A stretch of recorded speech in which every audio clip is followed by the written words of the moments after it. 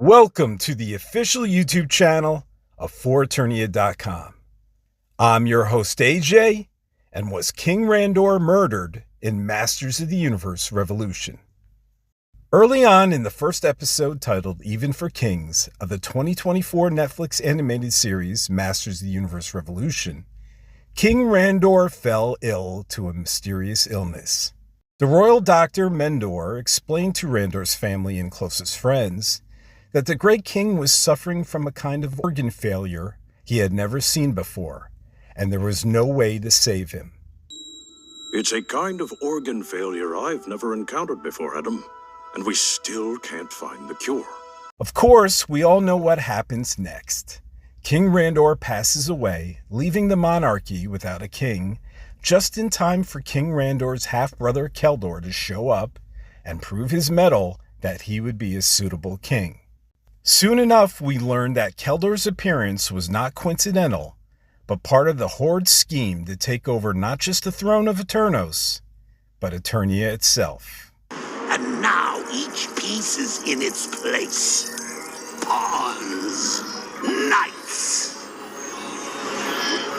queen, and king.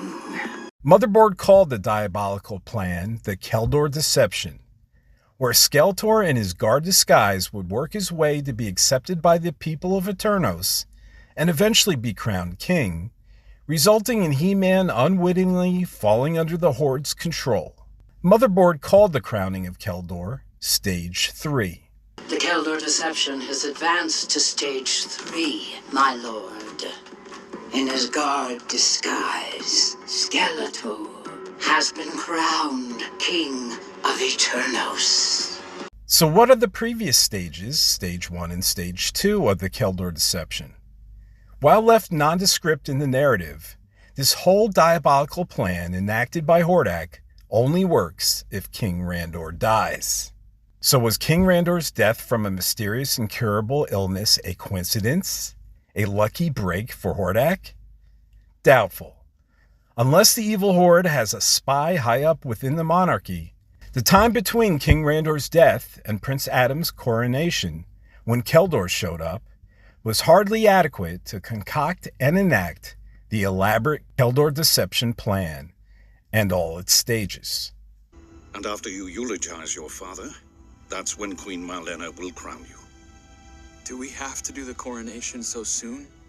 Dad's been gone a day. No, it's more probable that the poisoning of King Randor with this mysterious incurable illness was actually Stage 1 of the diabolical plan, or at least its first step. It was likely murder. So who did this devious deed? Who poisoned King Randor? We don't know, but perhaps we should look no further than Menor.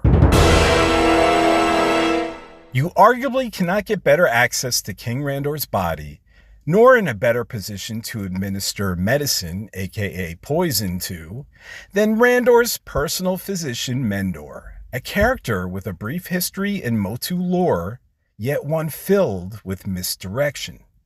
With fleeting DC comic appearances that resulted in a culmination of notorious, possessed intent, Menor was a character designed for deception. He was an inconspicuous infiltrator within the ranks character, intended to surprise comic readers when King Hiss revealed he was within Menor in the past. King Hiss had embodied him.